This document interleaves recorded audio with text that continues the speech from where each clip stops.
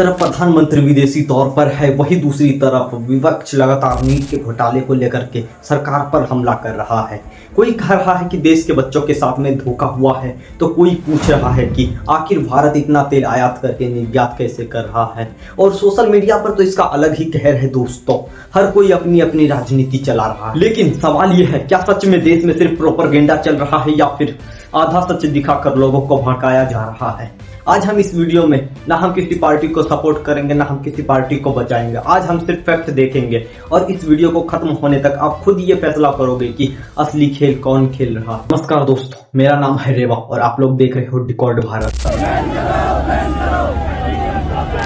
आज का भारत सिर्फ टीवी पर नहीं चलता, आज भारत की राजनीति ट्विटर यानी एक्स पर भी चलती है। एक ट्वीट और लाखों लोग दो हिस्सों में बट जाते हैं। जैसे अभी आपने देखा, एक तरफ राहुल गांधी नीट के मुद्दे को लेकर के सरकार को घेर रही है, वो कह रहे हैं कि 22 लाख छात्रों के साथ में धोखा हुआ। वहीं दूसरी तरफ बीजेपी समर्थक बोल रहे हैं कि सरकार सुधार ला रही है, अब नीट ऑनलाइन होगा, एक्स्ट्रा टाइम मिलेगा, पेपर लीक होने से रुकेंगे। और इसी बीच प्रधानमंत्री विदेश तौर पर इंटरनेशनल ट्रिप में अपनी वहां की तस्वीरें शेयर करते रहे हैं दूसरे नेताओं के साथ में। अब यहाँ दो अलग अलग भारत दिखाई देता है दोस्तों। एक भारत वो जो कहता है कि देश की ग्लोबली इमेज मजबूत हो रही है, दूसरा भारत वो जो कहता है देश के अंदर के मुद्दे दबाए जा रहे हैं। और सच कहूं तो दोनों पूरी तरह गलत भी नहीं है।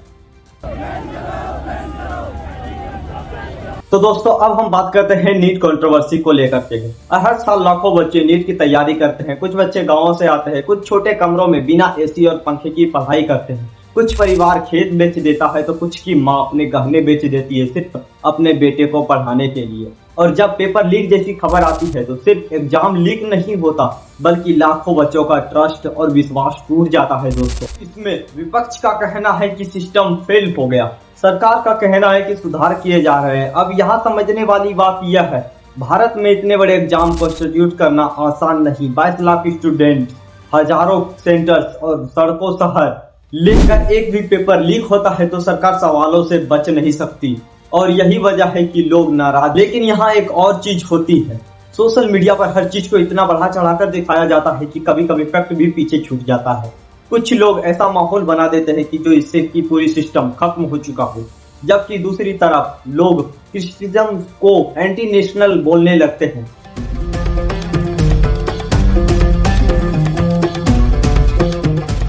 तो दोस्तों अब आते हैं उस ट्विस्ट पर जिसमें कहा गया कि भारत ने लाखों करोड़ों का तेल इंपोर्ट किया और हजारों करोड़ों का तेल एक्सपोर्ट कर दिया। पहली नजर में सुनकर चौंक पड़ेंगे, कुर्सी से उछल पड़ेंगे। 1,32,754 करोड़ का जो तेल आयात हुआ कच्चा तेल, उसमें से 52,826 करोड़ का तेल रिफाइन कर बाहर देशों को बेच दिया गया। समझ रहे हैं ना? एक्सपोर्ट कर दिया। पहली नजर में यह सुनकर लगता है कि अगर देश में पेट्रोल की इतनी महंगाई है तो तेल एक्सपोर्ट क्यों हो रहा है। लेकिन यहाँ इकोनॉमिक्स समझनी पड़ेगी। भारत क्रूड ऑयल इंपोर्ट करता है यानी कच्चा तेल, फिर इंडियन रिफाइनर्स उस क्रूड ऑयल को रिफाइन करके पेट्रोल, डीजल और दूसरे प्रोडक्ट बनाती है और उन्हीं रिफाइंड प्रोडक्ट को कुछ हिस्सों में एक्सपोर्ट किया जाता है। अब सवाल उठता है, अगर एक्सपोर्ट बंद कर दे तो क्या भारत में पेट्रोल सस्ता हो जाएगा? आंसर जरूरी नहीं दोस्तों, क्योंकि ग्लोबली ऑयल मार्केट बहुत कॉम्प्लिकेटेड है। लेकिन ये भी सच है कि आम आदमी को इतनी इकोनॉमिक समझ में नहीं आती। उसे सिर्फ इतना दिखाई देता है कि मेरे बाइक में 100 रुपए का पेट्रोल डालने पर कुछ ही मीटर्स पे ये खत्म हो जाता है और राजनीति यही खेल जाती है। अब यहाँ सबसे इंटरेस्टिंग चीज शुरू होती है दोस्तों। देश में अब राजनीति सिर्फ पॉलिटिक्स की नहीं रही, अब पॉलिटिक्स नैरेटिव की हो गई है। एक नैरेटिव कहता है कि मोदी इंडिया को वर्ल्ड पावर बना रहे हैं। आज पूरे विश्व पर दिखाई दे रहा है भारत हमेशा समस्याओं के समाधान के लिए डायलॉग और डिप्लोमेसी को प्राथमिकता दी है और उनको फ्री, ओपन और सेफ बनाए रखना ये हमारी सबसे बड़ी प्राथमिकता बना रहे हैं। दूसरा नैरेटिव कहता है देश के असली मुद्दे से ध्यान हटाया जा रहा है। और सच बताऊं तो दोनों ही नैरेटिव कुछ ना कुछ सही है। भारत की इंटरनेशनल इमेज सच में मजबूत हुई है। 20 फॉरेन इन्वेस्टमेंट एंड डिप्लोमेसी, ये सब रियल अचीवमेंट्स है। लेकिन यह भी सच है कि बेरोजगारी, एग्जाम लीक्स और इन्फ्लेशन जैसे मुद्दे भी रियल है। अब प्रॉब्लम कहाँ होती है? जब सपोर्टर्स क्रिटिसिज्म को प्रोपेगेंडा बोलती है और हेटर्स अचीवमेंट को ड्रामा बोलती है, तब देश दो हिस्सों में डिवाइड होने लगा। अब एक और सवाल, क्या मीडिया नेचुरल है? कुछ लोग कहते हैं मीडिया सिर्फ सरकार के पक्ष में है, कुछ लोग कहते हैं ओपोजिशन सिर्फ निगेटिविटी बेचता है। और हॉनेस्टली आज का मीडिया अटेंशन बेचता है। जो चीजें आपको गुस्सा दिलाएगी वही सबसे ज्यादा चलेगी। अगर कोई अनचोर चिल्लाएगा तो व्यूज आएंगे, अगर कोई यूट्यूबर डर पैदा करेगा तो एंगेजमेंट बढ़ेगी, अगर कोई पॉलिटिक्स इमोशनल ट्वीट करेगा तो सपोर्टर्स एक्टिव होंगे, और इसी बीच कॉमन पब्लिक इमोशन बैटलफील्ड बन जाती है। तो फिर सवाल ये है दोस्तों कि आम आदमी क्या करे? सरकार को ब्लाइंडली सपोर्ट करे या हर चीज में सिर्फ निगेटिविटी देखे? शायद मेरे हिसाब से दोनों ही नहीं करनी चाहिए। तो दोस्तों, डेमोक्रेसी में सवाल पूछना गलत नहीं है, लेकिन हर चीज को कंपलसरी बना देना यह सही भी नहीं है।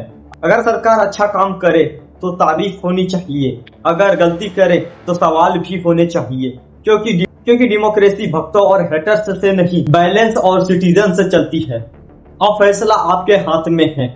क्या देश में सिर्फ प्रोपेगेंडा चल रहा है या सोशल मीडिया में हम तो हिस्सों में बंट चुके हैं? कमेंट्स करके बताइए आपके हिसाब से बड़ा इशू क्या है, नीट, महंगाई, बेरोजगारी या फिर सोशल मीडिया? अगर वीडियो पसंद आया तो लाइक करें, चैनल को सब्सक्राइब करें और मिलते हैं अगले डिकॉर्ड में, जहां हम फैक्ट को डिकॉर्ड करेंगे बिना किसी पॉलिटिक्स एजेंडा के। जय हिंद, जय भारत।